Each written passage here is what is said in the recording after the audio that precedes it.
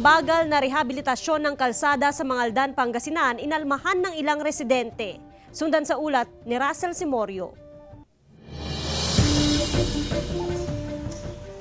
Nakasalansan sa gilid ng kalsada ang mga tinibag na semento ng drainage canal sa bahagi ng Gulaya Street, Barangay Poblasyon, Mangaldan, Pangasinan.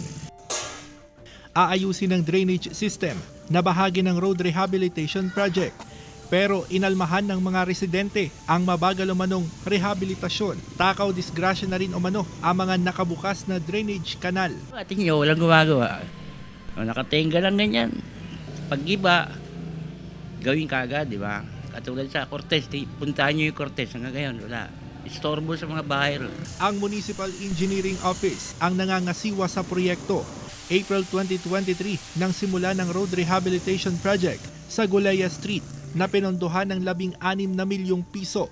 Iginit nilang hindi mabagal ang paggawa sa kalsada. Kailangan namanong sundin ang program of work para maayos ang resulta ng proyekto. As of now po, as of June 30, ang ating accomplishment report sa Gulaya is 40%. And then yung Aegis Street po natin ay nasa 50% na rin po. Buong Gulaya Street na po, papataasan na po yun. And then same din po sa Aegis Street. Matatapos sa Oktubre ang mga road rehabilitation project sa bayan na malaking tulong daw para mapagaan ang biyahe ng mga motorista.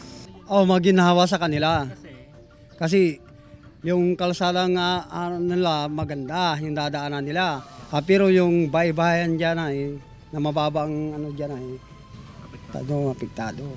Kasama si Jing Dakanay, Russell Simorio, 1 North Central Luzon.